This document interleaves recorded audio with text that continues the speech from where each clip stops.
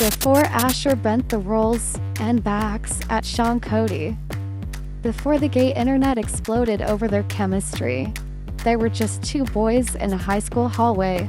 One glance, a little tension, and a lot of homework.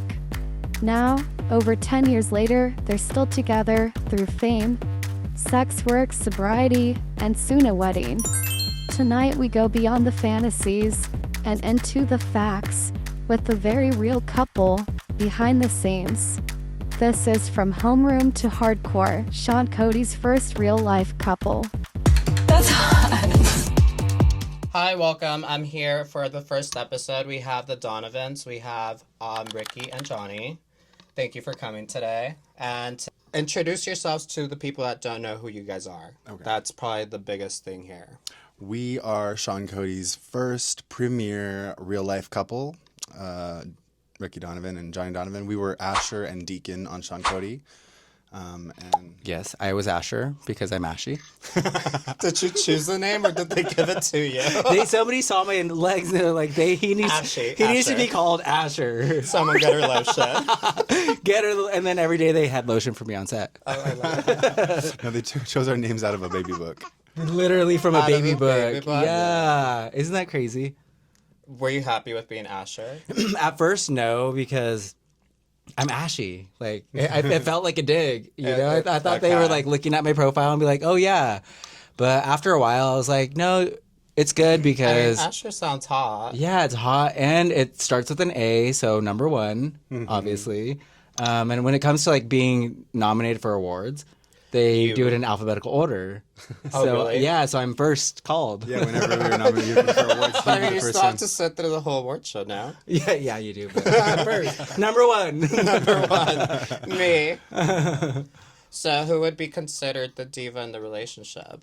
I think Ricky is the diva in the relationship based off of how much time it takes for him to get ready. Well, first, like conceptualizing the outfit. Yeah, well, there's all that. But like from shower to like let's get out the door, there's a lot of processes, whereas I'm just like two processes. Sitting on his phone, waiting for me to get ready. It's like, what are going to be done? I've gotten very patient. Yeah, he has. Because at first, he would like do circles every 5 minutes. Like, okay, what's next? Yeah. What's next? What's next? And then also like because of the whole like planning process of getting ready, like he's bigger on shopping and like going like shopping frequently to go find new looks and new clothes and stuff. And I'm usually pretty content with what we have. Diva. You're like, I'll make do with what we have. Yeah. Yeah, but it really challenges me in my like creativity when he's like, "Oh, we're not going shopping." we I'm have- like, we have what do you mean? What do you mean? What do you mean? Yeah. How long have you guys been together? 10 years, 10 and a half years. Yeah, going on 11. Okay. And Yeah. you guys started first in high school? No, we went to high school together, but we didn't meet until like, well, I was 24 and he was 25. Yeah, 2013 was the year. Yeah. 2013. 2013. Yeah. Some of Wait, you were when did you guys born, graduate? I graduated in 2007. And I was 08.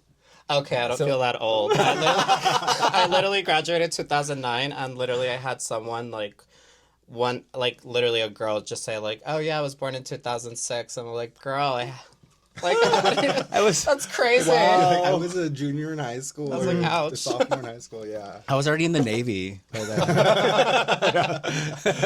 Yeah. But then he was in the Navy. I went to college in Northern California, and then I worked in Missoula, Montana, and we lived in LA. Yeah, I lived in LA after I got out of the Navy, living my go-go life in fantasy. Yeah, go dancer, underwear model. Underwear model.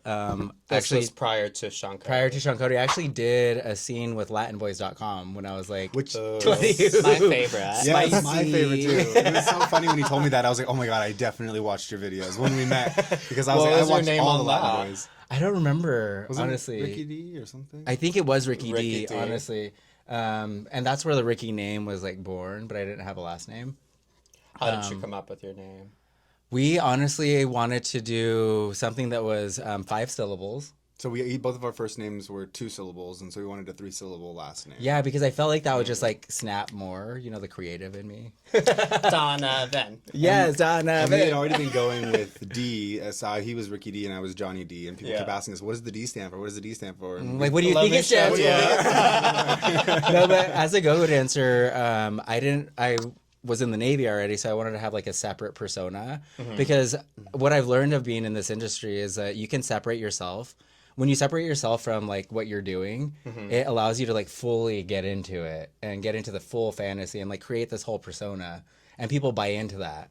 Well, yeah, I mean, when I dress up, it's totally different. Yeah. From Angel to Hilton. Once I dress up, it's like you have to. Yeah, and you can compartmentalize it, and then when you take the wig off, Angel comes back, and Yeah, you're good, that's right? You can sleep. So what's different between like Johnny and your normal person? Well, I came up with the name Johnny because it's a fuckboy name. I like. Did you ever meet a Johnny that was a fuckboy? And you're I like, think oh, every yeah. Johnny I've ever met has been a fuckboy. Otherwise, heard it here first. Otherwise, their name is John or Jonathan. But if they go by Johnny, We fucking. But there was a song. We I fucking. don't remember what it was called, but they would go like, Johnny, la gente está muy loca. Loca. What the fuck? That and Johnny Bravo was a huge fuckboy. Yeah. So that song, I loved the way she'd shoot on the name Johnny. She's like, Johnny. Johnny. And so I just loved that. I thought that name was so cute. And so I just, when I'm Johnny, I'm like kind of a fuckboy. I like to, it's all about like muscles and looking good. Jock. And being a jock, Jock. and being confident and everything. But like in my real personal life, I'm very humble and modest and more downplayed than that. Like, Wait, but we have to talk about Deacon though, because yeah. you're Deacon.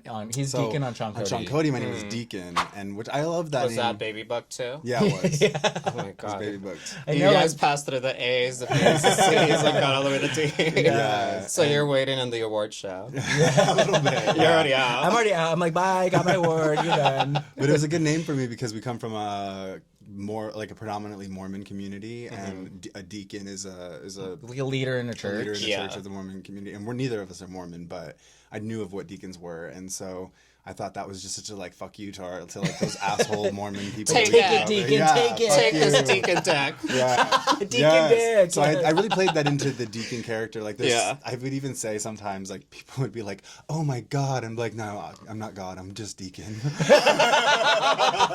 That's actually iconic.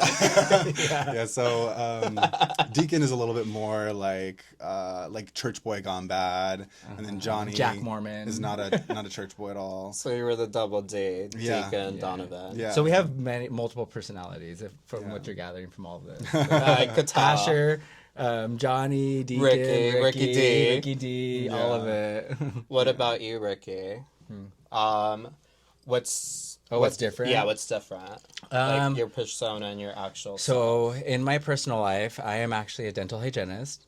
And I went to college actually before I became a porn star. After I got out of the Navy, I went straight into college basically. And so he's very professional. He speaks very well. And Asher is just like a fuck boy to like the fullest extent. As well as Ricky. Ricky is like the biggest fuck boy, like go-go dancer, give me money, I'll give you cunt. How did you guys get approached to be in Sean Cody? Oh yeah, so we were together for 2 years, and then when we first got together, we had the conversation of like, would we ever do threesomes or invite anybody to like be in our, and we knew that we wouldn't ever want to be in like a throuple, but I said that I was always interested in doing threesomes and group sex. Did not have a lot of sexual experience before I met him. No, I was a slut. He had done everything. I did Latin boys. Yeah. He was a go-go dancer in San Diego and LA. Like he had Fucked my way all to the top. sex. What were you doing before this? So I was A journalist. when I met him. Yeah, I got my degree in journalism, so I was a news reporter and a sports photographer. And then, Straight up, like, different.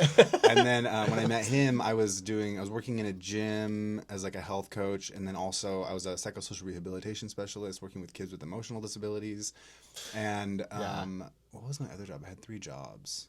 Oh, modeling. You're Oh yeah, doing and then I was fitness modeling. Yeah. We just forgot that Yeah. one. I was a model. In front of the camera. Fitness modeling. Oh yeah, I was in Costco ads. Yeah. I was in Costco. You were in ads. Costco Yes. ads? Yeah. Oh my On God. treadmills. On all the treadmills and like if you go to any gym, there's usually like free motion or Matrix equipment and stuff, or Nordic Track, Weeder equipment, all that stuff. I've modeled for all of those brands. He has really good running form. Yes, I'm always like on the boxes. I'm going to go ahead and put them all right here. Yeah. We're going to do like a little montage in between here. Yeah, and then so I did those things when I met him, but I had finished journalism. I did that for 3 years in Missoula, Montana, and didn't like it. I was over it, and so I wanted a change of pace. So I went back to Idaho, where we're both from, and he moved back around the same time. Yeah, we're and both living in our parents' basements. Yeah, we were like in Literally. interim period. He was planning on moving to Denver. I was just figuring things out. I felt like I was probably going to move to Boise, which is the biggest city in Idaho. And I had heard that he moved back because I didn't know who he was in high school. We didn't know of each other, but friends of like we had mutual. We had friends. the same friends basically in high Were school. you guys one grade apart? Yeah, Okay. he was a grade beneath me in school, Not and so beneath. I mean, under me. So you're older. Yes, So you're the older. cougar. I'm He's the my cougar. daddy, yeah. But yeah, so we had similar friends because I was in orchestra, and those were like the nerdy friends that he was in like all the other like smart classes with. But so they told him about like when I moved back, because I had a complete transition when I left high school. I was like not cute. Like literally. Well, I wouldn't say he looked like a Mexican Beatle. Like Beatle member from the band? A member of the Beatles. He had like the mop hair. He was very Yeah. skinny. He always wore really baggy band clothes. Like Dickies. like I was a from- burnout. Smoked a lot of weed all the went to Vans time. Warped Tour. Didn't cut my hair. Didn't do anything with my eyebrows. So they were like complete unibrow. But then when I joined the Navy, I like used it as a rebranding moment. Yeah. And I rebranded my whole life and became the go-go dancer fuckboy that I He was such a stud. Like they showed me pictures of him. You remember this guy from high school? And they would show me pictures, and I'm like, no, we didn't go to high school with that guy. Like, I would have known him. Yeah, I would have definitely. That's my recognized- type. They're like, yeah, he was like the guy who was out in high school. He came out. Yeah, And he I was came like, out You were out in high the school? one Yeah. guy in our high school was out. You were not out? No, No, nobody I else came. was out. I came Wow. out when I was 16 because I got into a car accident and I felt like I almost died.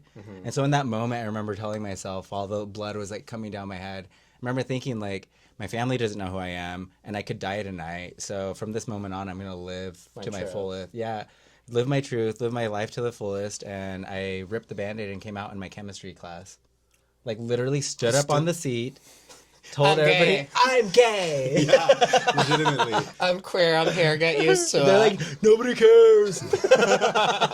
But honestly, nobody did because I mean I think they cared because nobody ever messed with him. But Yeah. they messed with all the other kids who they thought were gay. I don't think people thought I was gay because I just played all the sports. I was the captain and president of everything. And he's very like straight presenting. But they like all the other kids who like were flamboyant and stuff, they would get picked on mercilessly. But when he came out, nobody picked on him. But he also was friends with all the Chola girls. Yeah, bro. The so do Cholas. not mess. Yeah, they were the Cut you. Yeah, they're the ones that were fighting every always got into fights weekend or every week. just like, during the school day too, like in the hallways, all the girls that he hung out with. like, would oh, be who's that? fighting. Oh, Alejandra's just down there fighting. You know? Yeah. So people didn't mess with him, but I guess I kind of knew of him because of that. Like when they said that, like, oh, the gay guy in our school, I was like, no, because that guy was like really scrawny, and And this guy Not that they were the showing. scrawny girl. Yeah, So not by the that twink. time, you had the twink death. Yeah, I had the Yeah. twink You death built- already. And Well, I the went Navy on. reworked you completely. Yeah, during my first deployment, I didn't do anything but live in the gym. Honestly, like we worked 6 days a week. They're 12-hour days, and all of my free time I was in the gym, like eating Well, tons of what food. else is there to do? Nothing at all, honestly. Like just your job. just your job, or just like walk around the ship aimlessly. Oh my god. Like nothing to do. Yeah. What was the experience in the ship? Did you ever go to battle, or were you always No. just in the ship? I was so my first duty station was at Naval Hospital because I was a medic in the Navy. And that was just like in the hospital, like working at a hospital, like going home every day. But then when I went onto the ship, it was completely different. We didn't really do anything but work all day and until we went into port. And when we were in port, we didn't work at all. We were just able to like spend time off the ship.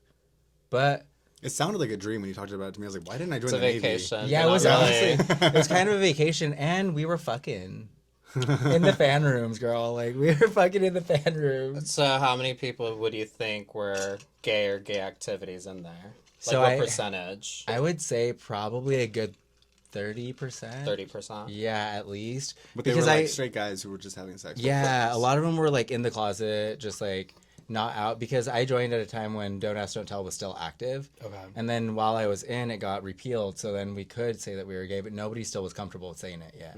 Because it's a Except for trick. me. It's a trick. And you're like, no, it That's a trick. isn't. They're gonna take it back. I'm like, bitch. My I- cabin's open. I swear, when I talk, a purse falls out, so it's like easy to tell. And so they would always like hit on me, and I'm like, let's go into my fan room. That was back before OF. It was the original. I should have got it on You camera. didn't film any of this. I should have. This is on VHS. In the archives. The archives. But he had moved back at the same time, and friends were showing me pictures, and so I was like looking for him in the community. I was like, "Where is this guy? Where is this guy?" I found him on How Grindr. big is the community in Idaho? Like we were in the same town, so like Okay. it's like it was like 75. But it's kind of not existent, like as like in the point of people like gathering together as a community. It's Yeah. not really existent. It's really disconnected. It's really hard to really meet people like genuinely. Yeah. And like just meeting them. Because there's one bar there that's gay. It's straight, but it's gay friendly. But that's where we actually met. That's where we ended up meeting. So he was trying What to is hit me the up. bar called? It's called the balcony. But he had been hitting me up on Grindr, and I had just moved back from LA, and I was like out of my fuckboy era. And like I said, I hadn't had experience. So then when I was hitting guys up on Grindr, I was literally trying to go to coffee. Yeah. But he thought I was just so trying to. sweet. Yeah, but You're you like- know, like on Grindr in LA, when people are like, "Hey, let's go get coffee," that means you're That fucking. means you're fucking. Yeah. I didn't know that. He was so You horrible. were wouldn't know- so genuine. Like, I really want coffee. I wouldn't though. even know what to do if he said if he thought we wanted to fuck. I like. Yeah, because I you wouldn't hadn't have really known. had sex much. Huh? I had topped a lot. I had a boyfriend in college that let me top him a lot, but that was a really unique experience because he was just ready all the time. I didn't know what preparing was. I didn't know like how bottoms did that. So you never got painted on. No, he was amazing. And You're talking about your ex? yeah, from Yeah, college, yeah. And then when I met him, he was the same way. He was always ready. He That bottom diet. yeah. Ready and eager. Salad. Eating ice cubes. Ice cubes.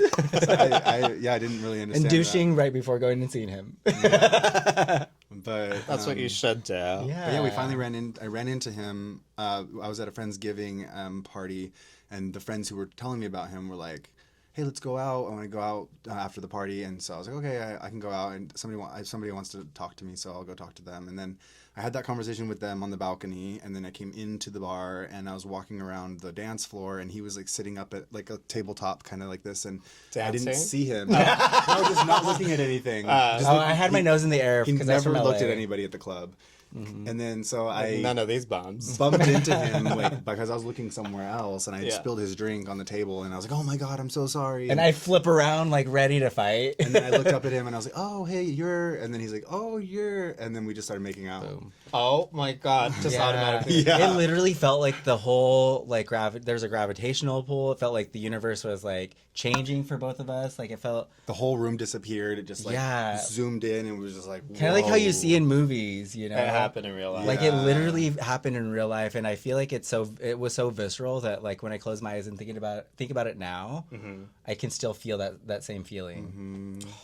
I put so my hand on his magical. chest, and it was so muscular. Oh my god, this guy's perfect. I want you to ravish me. And we were just making out everywhere. People were buying us drinks. We were just ignoring them and Oh my getting the gosh. drinks and like, having a great time. Yeah. Oh Pouring my god, them you on have to each tell them other. that I'm going back to. Oh my god! Before I went out, there was these two really hot guys from the WWE or whatever. Like they were wrestlers, Yeah.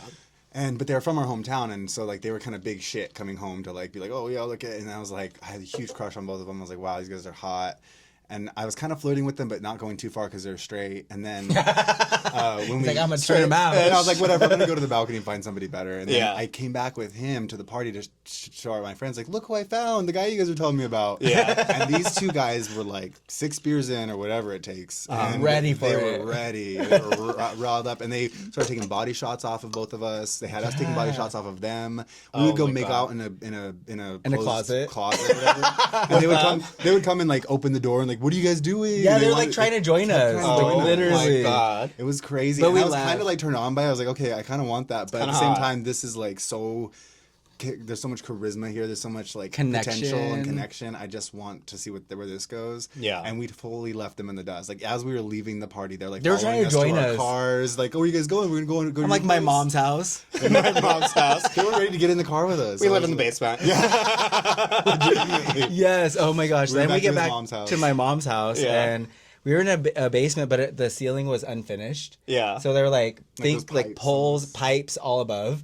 I fucking rode his dick off holding onto those pipes. Riding those pipes. Oh, yeah. The whole house is creaking. My There's mom just, like- upstairs, my grandma upstairs. This house was a shack. Like Yes. it was, they don't live there anymore, but it was like Your mom's like, what's happening? yeah. That's not California. There shouldn't be earthquakes. It was so funny. It was so well, funny. the funny part was I didn't realize that's what the situation was. I Until Yeah. the next morning. and then the next morning I was like, oh, I gotta go to the bathroom, and I get up and I walk through the like billions of empty beer bottles that he had all over his I floor. was a drinker. I love beer. I mean, like, I was like, oh, wow, you, I guess you haven't cleaned in a while. He's like, no, that was like last night. I was in college. It was stressful. It's stressful. No, but okay, so like any respectful Mexican knows that if you have a guest in the house with a grandma and a mother there, you have to Yeah. introduce them. Yeah, so Yeah. I had to go to the bathroom, and so I had to that. introduce him to my grandma and my mom because there's no way I'm gonna have them go to the bathroom and just like pass by my parents. Some random like, white guy in your yeah. house. Yeah. So I introduced them, and my grandma fell in love instantly. But till the day that she died, she used to call him mi amiguito güerito. Aw, Like that's my so little white. She never called him sweet. my boyfriend, but my little white friend. But she Your knew. grandma knew that you were gay. Yeah, she knew that I was Okay. gay. That's like she was born in an era where they just didn't Yeah. call that. But she loved him so much. Yeah. And then my mom. His mom immediately she's like, oh my god, let me show you my mijo. He's so famous or whatever. And she showed me like his centerfold and GED magazine. Yeah. I thought she I had just done showed a photo of your hole. Basically, because he was in a jock strap. I had just done a spread for GED magazine in December in LA for my friend's underwear company, Yosisco. And so I was on the centerfold, like hanging underwear up on like a clothing line with my little booty Butt out out. in a jock strap. It was Yeah. amazing. It was funny because she just like unfolded it, and it was just him basically. She's like, "There's his naked. butt." And I was like, oh, cool. That's what Brody last night. Yeah, and it really made me feel like really comfortable with his family immediately, because first I like was like, okay, his mom is obviously cool that he was a go-go dancer and like showed his butt and stuff. I mean, she's proud of it. She's proud of him. Yeah, she was. And that like they obviously heard us last night, and they just are being so cool with me being here right now. And it's so nice to me. There's no way they didn't hear that. Yeah, there's no way they didn't hear that. I was trying to And- be quiet. So the first like maybe the first like almost 2 months we were together. You spent a lot of time at my spent a lot house. of time with his family, and I just loved them so much, and I was kind of nervous about how like my family would like him. How was that? My dad did not like my boyfriend prior to him, And he Yeah. was So kind I- of low key homophobic growing up, right? Yeah, and so I thought maybe it was because of that. Maybe my dad just didn't want to see me with men at all. So I was Yeah. hesitant to bring him around. But the second I brought him around, my family fell in love with him. They thought he was just like so smart, and they really could not get over how smart he was. I mean, like and love accomplished. And my dad loved that he was in the Navy. Oh my Oh, god, my dad that told brownie me. points. My dad told me he's not one of those gays. He's like one of He's those. like, "One of gays." those, not Yeah. She takes a fist. Little did he know. I know. A drag queen. Later, he became like years later, he started doing drag and stuff, and they're like, Isaac doesn't want to be a woman, does he? No. Kinda. And my hair's long now. Slowly making my way there. No. What was your drag name? Vanity Mizrahi. Because I'm very vain. Vanity. Actually, Mizrahi. there was this this drag queen that worked for Club Papi, the company that I used to work for. Yeah. Her name's Lola Veronica. She actually gave me my name the first time I was in drag. Because I can't remember what I think I called myself like Cassandra or something like that with a K. With the K. With a K, of course. Kardashians. Yes, of course. So I had that name, and she's like, "No, honey, you're not Cassandra. You're Vanity." Vanity. I was like, oh. I love that. I love that. When I first started, I started as a club kid, and they called me Ferocious. Ooh, fierce. No, but I thought it was fierce, and Yeah. like everyone's like, no, they're calling you ugly.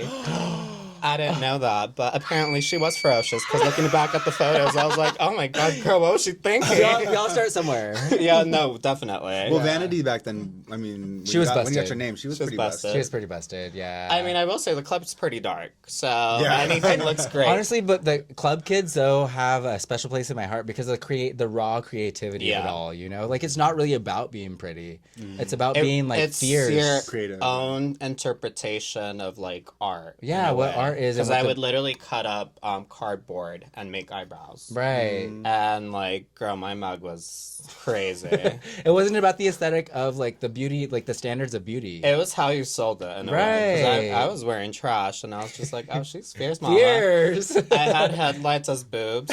I got Yes. like plastic.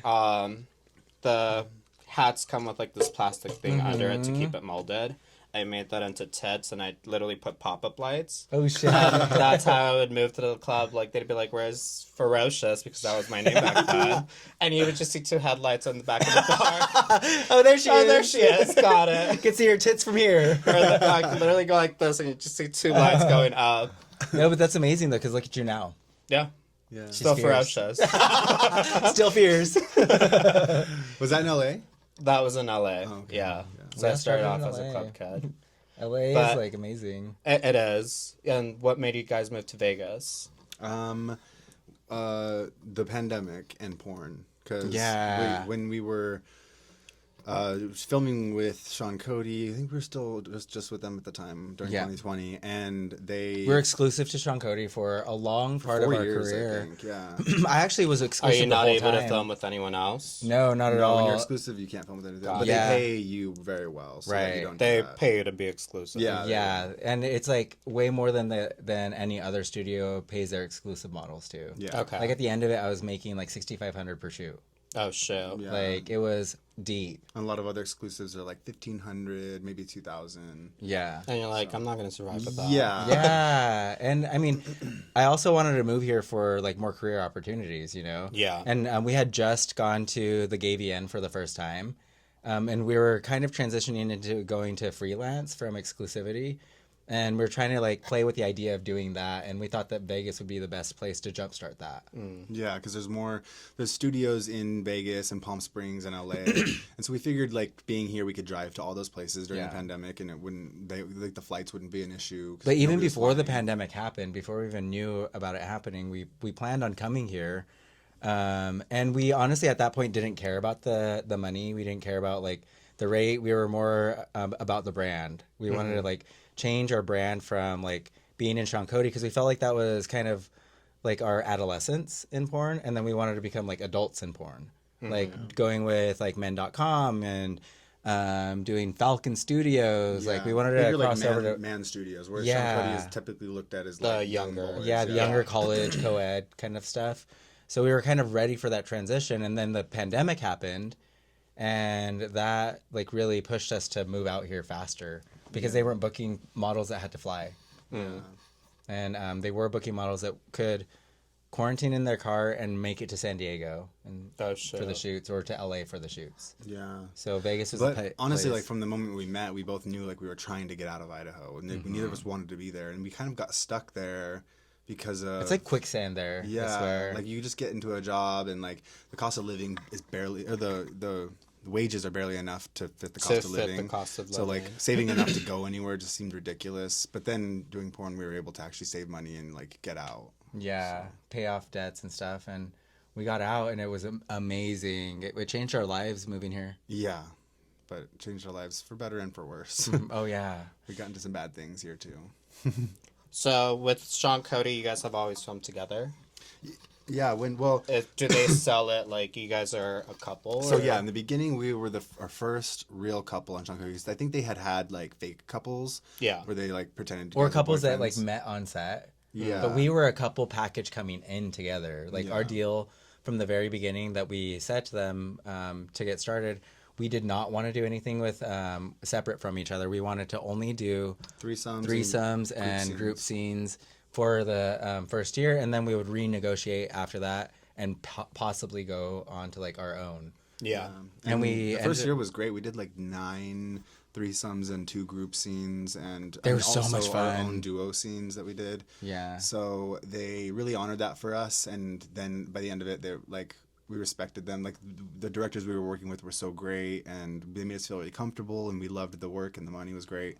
So they offered us raises and to go separately. Separate. Oh. But then the way And it just made sense though, It did because make we had sense. already done everything that we could Together. with that brand. Yeah. Okay. Yeah. But then they also made it easy for us by like they would book us 2 days in a row. So we would fly out together. I would do a scene and then he would do a scene the next day. Right. So we still were kind of doing it together. But also, it was good for them too because they only had to pay for one hotel. Yeah. Oh. Yeah, they so- saved money on But we were us. always really good at having negotiating power and being big about negotiating power because a lot of times they're working with these models that are new to the industry. Young people had never had to have conversations about their worth. Yeah. And so we really pushed that, and I think I got a bad rap because I used to coach models and say like, "Hey, ask Get for more. more." Yeah. Or, "Hey, tell them that you need this." But it or, was kind of their fault because he was really good. The directors immediately talked to him about how great he was at directing porn. And I was like, really wow, comfortable. You're the only model I would actually ask for advice on what you think would look good in this scene. Yeah, and they often did. They would often ask me which positions I thought looked more cohesive to the overall view of I'm a big creative, you know. So Yeah. what that ended up doing with that though was a lot of once they separated us, they gave him all of the new models. So you would So he basically basically break coached them them in. and trained them, Yeah. break them in. And I think that's, we can get into more of the discrimination in the industry later, but I think that's why he got so many scenes that he did anyway for being discriminated against was because he was training these new models. But if you're going to give him new models, he's going to teach them also the ins and outs of the The industry. business part of it too. Yeah. Because it's a business, and you have to see yourself as a business person in the industry. Yeah, definitely. Period. Okay, so how did you guys get into porn? Who wants to start first? So I had just. Did you get did they see you dancing? They're like, yeah, and then You, you got discovered at we're the getting club? you. First of all, I was being approached to do porn since I was 18. Actually, maybe even before that, 17. On MySpace, they were reaching out Oh to me. my god! I got the Do not open that can of worms. Love MySpace. Top 5. Corbin Fisher and Sean Cody and whatever the other really young people ones were. Yeah. And they're like, hey, when you turn 18, let's do. You should hit me up. All the scouts are always When you hitting turn me up. 18. So I knew it was always an option, but I didn't. I was going to college, and I didn't think that was an option for me. And your family didn't want you to, right? I mean, your I didn't your talk to mom. them I about thought your that, mom said but- something about when you became a model that as long as you don't do porn. Yeah, because I became a fitness model at 19, and she was always like, well, as long as you're not doing porn. But Little to mom now. but then we later in life, when we were I was 24, and I guess I was. 26. I had just finished college, and we also had a friend that was in the industry. What is his name in porn? Luke Adams. Luke Adams. Luke Adams. And he had been asking us to recruit us for porn for a while as a couple, and he thought that we'd do really well on the brand. And we said no, and then finally we got into a situation. Yeah, he kept telling. So the big thing was he would tell us, well, if you guys ever need the money, I can get you with, because he was with men.com, but the skin company that owns men.com owns Sean Cody. He's like, I could probably get you on Sean Cody because you have the look.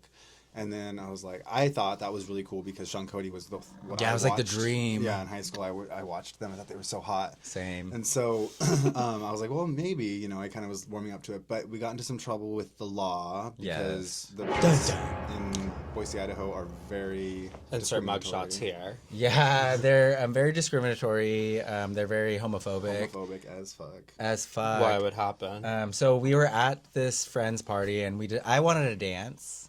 So I pushed him to go out. Yeah. And so we went out to the bar, and we were leaving to get pizza afterwards with another couple of friends. Those friends that we were with had left the pizza place before us, and they got into a fight. And the cops said that as we were walking, And they are, let me be clear, they are a short Mexican and a tall, skinny black man. But they're gay Yeah. and they don't look like us at all. at all. But so we left the pizza place after getting into a little tiff with this girl there that was drunk, but I moved her out of my way, and so we were walking home to get our taxi, and the cops stop us because they thought that we got into a fight. They just were looking for, I guess, any gay couple at that point. Yeah, and I was dressed super gay at the time. Like I had, What were you wearing? I was wearing these boots with leggings because it was in the fall, and I was wearing flannel. Oh yeah, like a really really skin like stringer, white stringer. A white shirt stringer with like a flannel jacket over, like. And I think I was wearing a muscle shirt, so like or like a white, the gym ones with like the dip right here. Yeah, super Yeah, stringer. yeah. Yeah. So I looked like muscular, and they just took us as basically a threat immediately, and they were super aggressive with us right away, which I didn't take well because I didn't do anything wrong, and He was trying to reason with the cops. Yeah, I was never taught to not talk to the cops. I was always taught like cops are good people, like they're just trying to help the situation. they're trying to figure out a situation. They have It's their duty to protect. Yeah. Right. And And I so grew they- up in a family that was in like gang violence and in and out of prison. So I learned from a very young age, you don't talk to the cops. You always tell them that you're trying to go home. You didn't see anything. You don't know anything. You're just trying to go home. So it's two complete opposites. So he was- Yeah, I was doing that. and he Immediately, I was reasoning with them, just like, oh, this is what happened. I think some guys pushed people over there, and you're probably looking for. And I described some guys to them, and they're like, they're gonna use everything against well, you. we need to see your IDs, and I'm like, okay, well, here's my ID, and I think you gave them your ID too. Yeah. Well, at first I didn't because I was like, am I a suspect? What is going on? Yeah. Like, I need to know. Yeah. And finally, I'm They like, just need whatever, to just run take your it. IDs, and then we'll let you on your way. So I was like, okay, here's our IDs, and then they used that to hold us hostage, basically. Like, we're not giving your IDs back until you come to the cop car. And I was like, fucking keep my ID, bitch. Like, I don't care. I could get another one tomorrow. I didn't It's know fine. that. I thought that was my only ID for life. Oh my God. So I've literally lost my ID like 3 times. and it's like my social security card. It's like, no. No, My I need to- identity. my identity. So what happened? So you So- were waiting for your ID. Yeah, but then Then you snatched They it. finally were like, "Well, just come over here and talk to the girl with us, and we'll let you go." And I was like, "Okay, well, give me my ID, and I'll come with you." And as we're walking, I snatched it off of his body because it was like hanging here on like a little clip. And I'm really good. I'm really fast. And apparently, they weren't impressed, and so They immediately took him down. took me Oh down, my and, God. Like, knocked his ass out. Yeah, knocked and me he was out a on the big ground. guy. Like my head hit the ground, so I knocked out for a second, and then when I came to, he was on the ground screaming. Yeah, and when I saw him go So down. once you did that, they took you down. Yeah. Took you down. Yeah, so once they took him down, I was like a couple of steps in front of him. I turned around and saw what was going on, and I took a step forward. I was like, what's going on with my partner? And they're like, if you take one more step, we're going to take you down. And I'm like, I'm not doing anything. I'm just trying to figure out what's going on. And in at that second statement, I had walked forward slightly, and they took me down from behind. And the whole time they were screaming, get your hand away from my gun. And this is after like all that stuff was going on. That's what I where- heard when I came to. I heard them screaming, "Get your hand away from my gun!" This is when they like And I after was they like, had "What's going they on? had Oh just my like God, I'm not even touching anything. No. yeah, no, That's I was crazy. literally like in front of them, so I couldn't be touching anything. Yeah. And at this time of there was like all that stuff with police violence. Yeah. Around that time where somebody had gotten shot, and all that was going through my head was like, they're gonna fucking kill me because they think that I'm going after this guy's gun. There's police Because there was running other at police us. running to us at that time, so one of them could have shot him, thinking he's going. Yeah. Yeah, Especially if you're yelling that out. I thought I was gonna die that night. It was crazy. And then they charged me with assault on the police officer and resisting and obstructing an investigation, which I was only trying to help them with their investigation. And then They charged me with 3 They gave him felonies. 3 felony for doing charges, nothing, for doing just for absolutely nothing. asking if my partner was okay. He got the Literally. resisting and obstructing and the assault on the girl who ultimately like, So you still got assault on the girl that you didn't do anything. Yes. charged, yeah, but charged. not like Does she describe that it was you? So they put me in the back of the cop car and they brought the girl over. Yeah. And they asked her if it was me, and she said yeah. Which I later found out from the lawyer that's poisoning the well, by having somebody point out in a lineup. That's behind or in the cop car. Yeah. That makes them think automatically that you're guilty, whether you are or not. But she was also coaxed. We saw the body cam footage a year later, and she was coaxed into saying that was him. Because she at first was like, I don't think so. And he's like, but is this the guy that pushed you? Did you see him push you? Did you feel him? And she's like, I don't know. I don't want to get in trouble. And she's like, you're not going to get in trouble. Just tell us if this is the guy that pushed So they you. were pushing. They're her. Yes, pushing they her, pushed her to yeah. say it. And eventually, finally, she said, yeah, I think that was the guy. And then boom, got taken to jail. So we both got taken to jail that night, and ultimately got off on all charges a year later because we had to fight it. But that's why we had to do porn, because we couldn't afford a retainer fee for a lawyer. I had just finished college, and I was just in my first career as a hygienist. He didn't want to lose his license. I didn't want to lose my license, first of all, and so I worked at the YMCA. I made no money. Because of what it said on paper that I made, because I had just accepted this job. Yeah. The judge told me that I couldn't be appointed a public defender because I was over the limit of how much I made. How much, yeah. Even though I wasn't making that much yet, I had just accepted the position. And so it was all fucked, and we had no way for me to get a lawyer at all. So I was just going to like fall through the cracks. And so I was like, do you know what? Luke Adams gave us that opportunity. Let's fucking take it. Do it. So the next week we called that's him. how you guys started on porn. Yeah, the next week we Wow. called it. We're like, They hey, had we us got in into the this. studio, I think, like 3 weeks later. So do you think if that whole incident didn't happen, like you guys wouldn't have been in porn? Honestly, probably Probably not, not. because his career was I was just they made my- really good money, so we would have Yeah. eventually just gotten into a good place with money, and we would have moved out of the state and done our own thing. But yeah. Yeah, but I'm honestly really happy with being in the porn industry because I feel like there was a lot that I did with my career when I was in for visibility of Mexicans in the industry. Yeah. And because I was Especially making Sean Cody. Yeah, Sean Cody. And I was making $6,500 per shoot at the end of it, but it took me a lot to get there. Like I had to fight really hard to get there and show my worth. And there were so many different battles that I had to go through that make me who I am today. That I don't think I would have been without those fights. Okay, so now that so obviously you started in Sean Cody. How was it being in Sean Cody? It was liberating, I think. Well, for me, Sexually liberating. yeah, sexually, like I said, I didn't have a lot of sexual experiences before him. Yeah. And then we'd just done like maybe 2 threesomes before we started doing porn. And it was terrible. Yeah, the threesomes were all Really terrible. really Awkward. This guy like bit the shit out of me super hard. Like, yeah, like, he was trying to bit take skin what? off. Yeah, like, bit his back Bit my, Oh my my God. back and my arms. I was like, are you even gay? We found out he was on mushrooms while we were having that Girl, I threesome. thought we were a demon. Yeah. Not the cannibal effect. Girl, I was not into it. I don't like pain. I think with the other one, we just had like boner issues. We just weren't as into it as we thought we were going Yeah, to I be. think with the second one, I was feeling a little shafted. Like they were more into him, and they just like, I was just a prop kind of, and I'm Yeah. not into that kind of thing. I am a main accessory. Like I'm not just a I side feel the piece. same with that. I probably can't do threesomes if Yeah. it's not with. Like I could do it with other couples, but I can't do it with my partner because I would have Yeah. that where I'm like, if I'm not the main attraction, then why the fuck am I here? Yeah, like girl, you can go on your own. And I don't. So what am I doing here? I didn't necessarily like it either. Like Yeah. feeling like the person is shafting my partner doesn't feel Yeah. good either. And so then, but then also like the awkwardness of us having to have that conversation afterwards. Like you feel like this, and I didn't cause that, but he's kind of mad at me for Yeah, it. and I also have at that point in my life, it was really hard for me to talk about emotions and talk about how I really feel because I didn't want to upset him. I didn't want to upset the relationship. We had like a really good dynamic, and everything was working, and I just didn't want to like be the reason that it wasn't working. Yeah. You know, it was just so scary Yeah.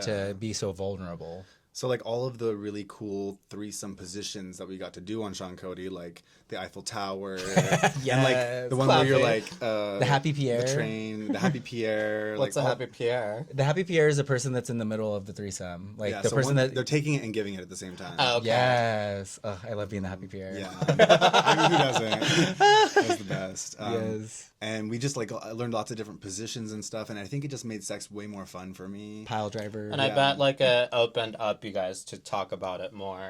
Yeah, honestly, because like I said, I had a lot of growing up Latino. You don't talk about your emotions. Yeah, that or I don't know if in your household, but in my household we didn't talk about sex. Yeah, talking Like, about it's sex, so even that too. taboo just to talk about it. So you kind of go out there in the world and find out by yourself. Yeah, so we had this thing that we did at night where we would. It made me feel super comfortable to not see emotions or reactions on his face because he can be pretty expressive, so I know what he's thinking. But that would make me choke up and lose my words. So what we did was we would be laying in bed, all the lights would be off. We'd ask like, "Hey, was there anything that that was bugging you today? Anything that you want to talk about?" And that was a safe space for me to like open up and be vulnerable. Oh, I wow. didn't have to see. Yeah, it was really, really helpful. I never even thought of that. Yeah. I always think Pillow like you talk. have to face them. Yeah, it was our pillow talk. Yeah, no, But it's so much easier. nicer to So reach out to the look- void. yeah. Yeah. Hello. Hello, is anybody there? Yeah. And it helps because like we always try to do that thing that they say like never go to bed mad. Yeah. But it's really hard. And so like of course when you're going to bed, then it's like that's when you can let it out and try to get those feelings gone. And then you feel more like you can cuddle with the other person and like be more intimate to go to bed. So that helped a lot with all of that. But yeah, I think that the first year in Sean Cody helped us open up our relationship a lot and help us like talk about those things.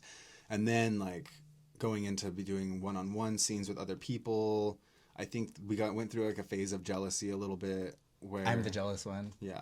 Yeah. I heard that. We went through a jealous phase. Literally, Johnny's like, well, Ricky went through a jealous phase. I was just there. It's Latino, I swear. It's a I'm Latino Latino. idea. I feel it too. But that was really all. And then like the professionalism of it, like being with a director who really respected us and getting that normalcy with going to on the same set with the same director all the time. Having a safe space Yeah. to explore the sexuality and not be like shamed or shafted because you want to do something. Like I didn't know that I was into fisting, like watching it until after being in porn for a while because you're watching porn all day to get hard. Yeah. Right. And so after a while, it's like, that doesn't get me off anymore. And let me explore something that's You taboo. really find your kinks, things that you thought that were too taboo.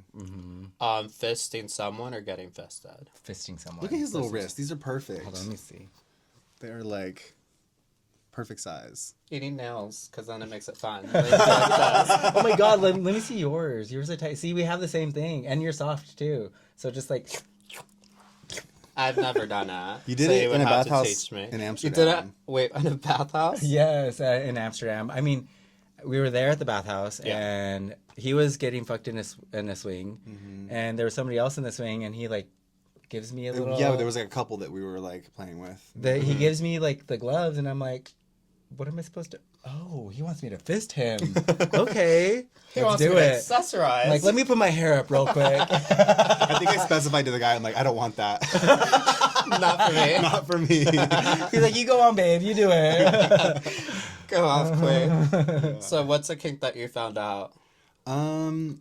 Just like I identified as bisexual for a long time. I think I identify more as pansexual now, but I always knew that I was into straight porn, but like I got really into like cucking porn, like men watching their wives get fucked, especially watching their pregnant wives get fucked. Oh my god. Oh my gosh, I almost spit that out. That's, Warn me next time. that was something I did not know I was into. Yeah. So that's something that you found out about being there. Yeah. That's what I would watch on set to get me off. Yeah. What happens when you can't get hard? Does the day end, or is there something that You just become the bottom. And you hide your dick. You hide your dick. hide your dick? Yeah, you do a lot of Yeah. fucking with your How hand on long your dick. do scenes take normally? Well, Sean, that's a good question because in those early days of Sean Cody, before the pandemic, they were 2 8-hour days. 2 8-hour days. That's Oh my god. It was a 16 hours of long sex. For one video. Oh, and his film. his dick is he has foreskin. Yeah, Yeah. it's very sensitive. and it's very sensitive. So like there are moments. In the first like 4 times we filmed together, I didn't know how to jack off, how to get hard without jacking off.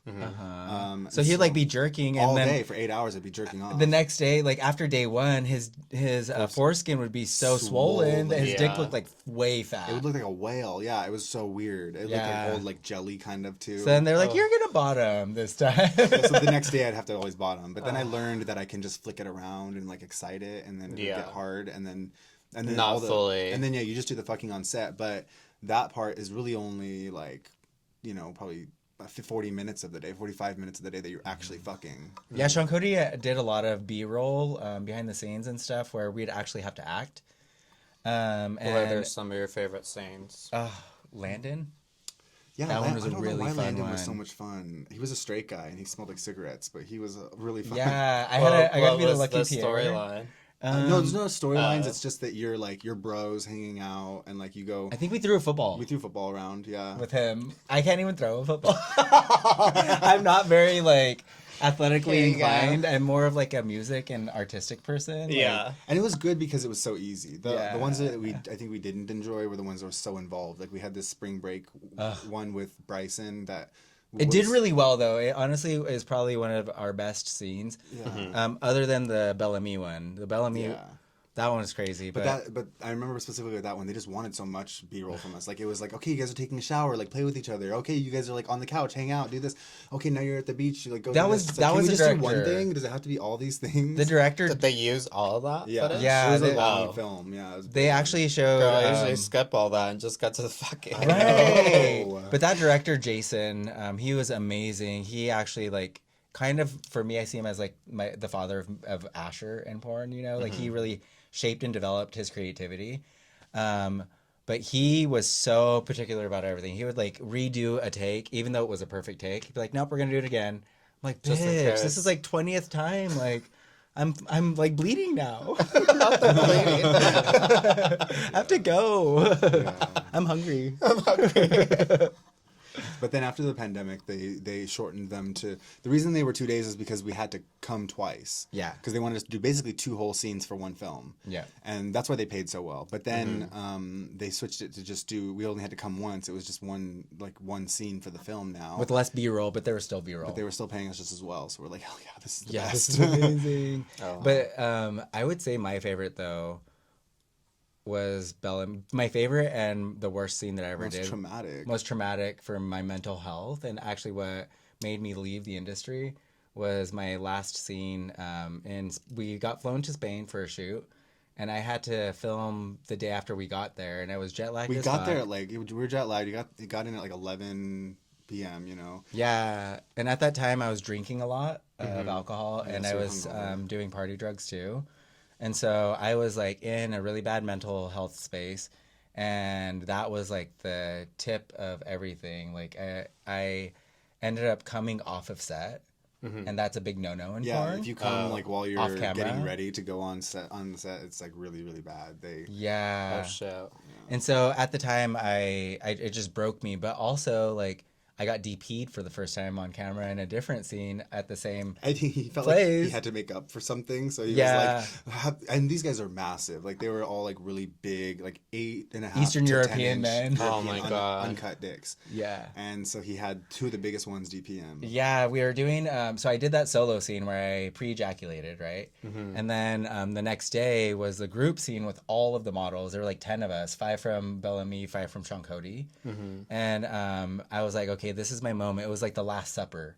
It There were, literally was like the last four of wow. giant table. guys fucking all 15 around guys it. all around the table just fucking in different positions, and then right in front of the table he like positioned himself so perfectly in front of everybody. He's like, let me just steal this scene. Yes, And like he just hopped got on both of DP'd them. right there, and that I didn't even tell anybody that I was gonna do it. I just fucking did it. and all the cameras just go in on him, and all the action is all of a sudden around him. All the models go around. The I two of them, and swear we're all just that's like, why. yeah. I swear that's why we won the Gavian. Yeah, that was the Wow. film we got 2 Gavians for, and every time he So didn't- that wasn't even scripted to be No, on it. You no. just thought, okay, well, let's do 2. Yeah, I was like, let's fucking get Mom it. is hungry. Mom has something to prove. but he didn't go to those Gavians, and I did, and I was so shook from that whole situation. Yeah. That I completely left the industry. yeah. After that. After that scene. We stayed in Spain, I think 8 days after that or something. I had an awakening. And the whole time we were just drinking way too much, and he was just like crying about everything, like just having an